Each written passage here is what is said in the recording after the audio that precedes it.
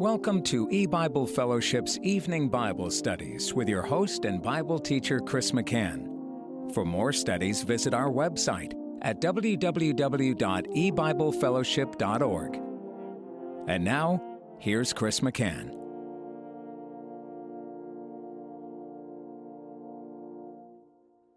Good evening and welcome to E-Bible Fellowship's Bible study in the book of Genesis.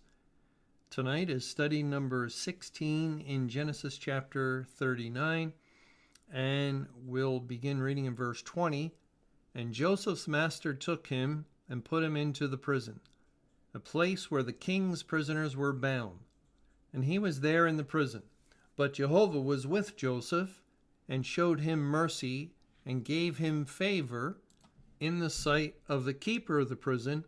And the keeper of the prison committed to Joseph's hand all the prisoners that were in the prison, and whatsoever they did there, he was the doer of it. The keeper of the prison looked not to anything that was under his hand, because Jehovah was with him, and that which he did, Jehovah made it to prosper. Okay, last time we were discussing the prisoners, the fellow prisoners of Joseph, the king's prisoners, they were called. Here in verse 20, Potiphar put him into the prison where the king's prisoners were bound, and he was there in the prison. So Joseph is in the same prison as the king's prisoners. We know because we're told in the next chapter about two of those prisoners. And that I think is significant. There could have been 100 prisoners or 20 prisoners.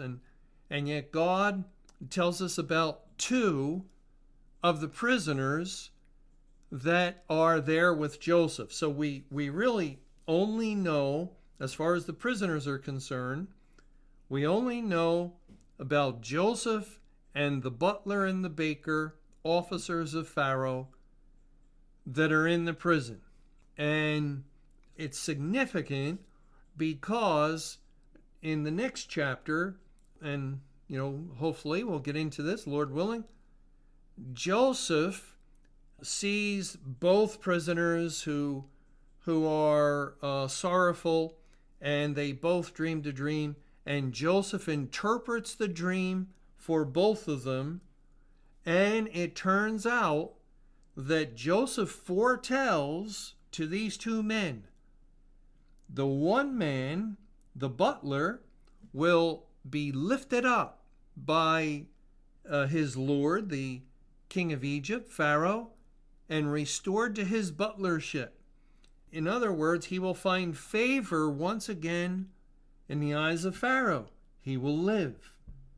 But the baker, it is foretold that he will not find favor in the eyes of Pharaoh, but Pharaoh will continue to be wroth against him, and he will be lifted up only to be executed. And so we see with these two men, their futures are told, and not that Joseph was a soothsayer. No, it was God who knows the future, doesn't he? God knows the end from the beginning. God revealed the futures of these two men to Joseph through the interpretation of their dream, and both came to pass. And there's quite a similarity with that and with the gospel.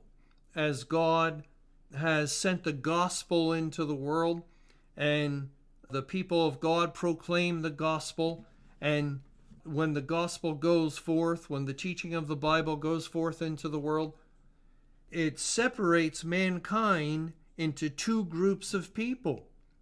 And it tells these two groups of people their future. It tells one group of people, you will be lifted up in exaltation, and you will find favor and grace in the sight of God, and you will live forever with him.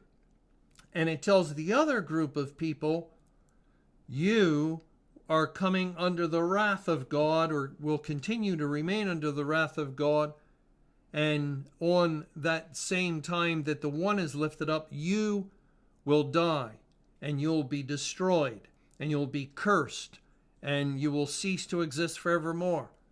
And you see, this is what the gospel does to all inhabitants of the earth. Every one of us, even everyone listening right now, we are in one of those groups, and therefore the butler or the baker, we could say, is our representative. And both were prisoners, both under the wrath of God, just as all human beings are under the wrath of God, and all of us in our sin. And it's only by the grace of God that some are delivered and experience life. Well, I don't want to get too much into that because, I won't have anything to say about the next chapter.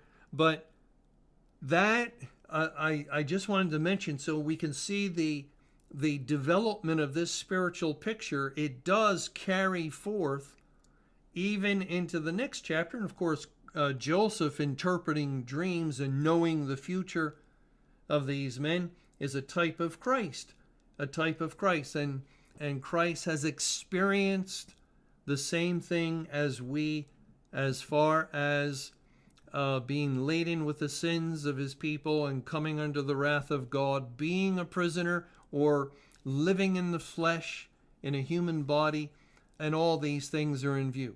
Okay, now I mentioned last time that we looked at Isaiah 14 verse 17, that spiritually is speaking of Satan, and says that he opened not the house of his prisoners. And we looked at 2 Timothy chapter 2, where God is speaking of the sinner taken captive by him, the devil, at his will. And there's more than that, actually.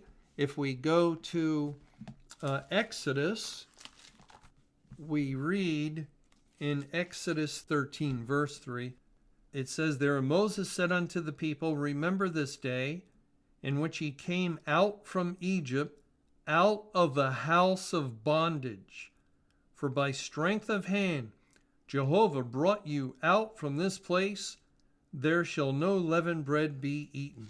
And then further along, verse 14 of Exodus chapter 13, it says, and it shall be when thy son asketh thee in time to come, saying, what is this?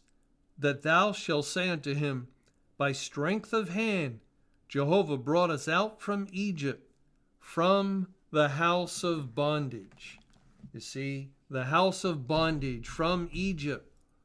And who was ruler of Egypt? Pharaoh.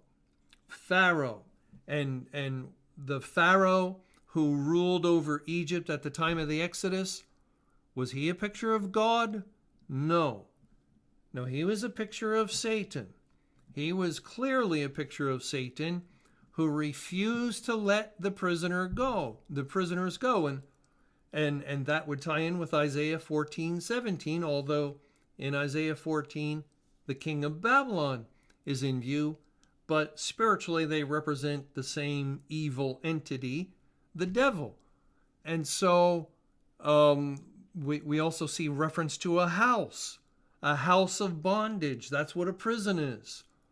It's a place where all Israel was held captive to Pharaoh. Pharaoh was their captor. He was over that prison. And we also understand that Egypt can represent the world, and Satan has been given rule over this world since the fall of mankind back in the Garden of Eden. And that's how Satan arose or assumed the position of king of Egypt, or king of this world, and therefore ruler over its subjects, mankind, and mankind again in captivity to sin and to Satan, because it was Satan who tempted man into that first sin back in the Garden of Eden, through his lies, and man believed the lie of the devil over the truth of God, and therefore mankind became subject to the devil to serve him, because the one whom you obey, the book of Romans tells us, you are servant to. Man obeyed the lie. Satan is the originator of the lie. Therefore, man serves Satan. And this is the picture in view with Egypt, the house of bondage. We see also in the book of Exodus, in Exodus 20, starting in verse 1, it says there, and God spake all these words, saying, I am Jehovah thy God, which have brought thee out of the land of Egypt, out of the house of bondage. Thou shalt have no other gods before me. You see, and then God gives the 10 commandments. I am Jehovah, which have brought thee out of the land of Egypt, out of the house of bondage. He delivered Israel from Egypt. He set the prisoners free. And I don't know if we'll have time to get into a number of verses that I want to look at where that idea is in view, and that is the essence of the gospel regarding God's salvation program, the deliverance of the sinners from captivity to sin and to Satan, is likened to coming out of prison, coming out of the prison house and being delivered. But let's go back and just think about this for a second. Okay, we have Potiphar, who's married to the unfaithful wife, and it was the relationship with her and her lies against Joseph.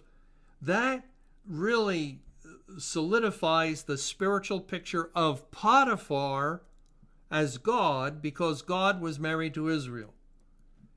And okay, so that would continue, but what about Pharaoh?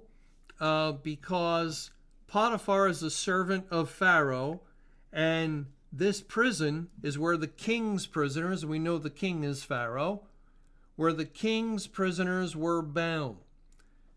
And again, because of the spiritual picture that's painted here with the prison, and in the next chapter, it continues where one of the prisoners will find favor in the sight of Pharaoh. The other prisoner will not find that favor and die.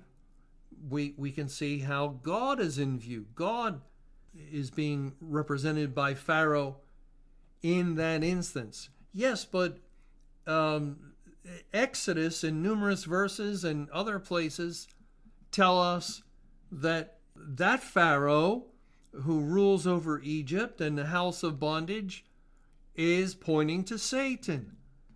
And again, how to understand it? Well, understand it this way, that the sinner enters into spiritual captivity or bondage to his sin and to Satan due to the wrath of God. It's because of the wrath of God. It's part of the judgment of God that the sinner is in captivity to sin and to Satan.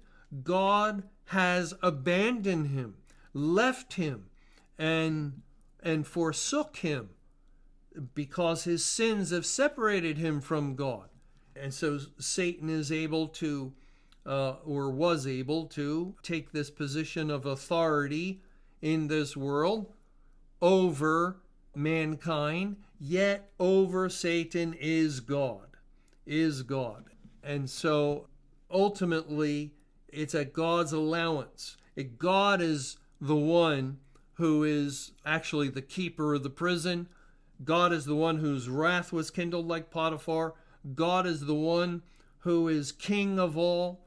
And I think we are just seeing a greater emphasis placed here on God's role in all these things rather than Satan's role as he would come to represent in some of these other scriptures, as far as just the idea of being in bondage to sin and to Satan.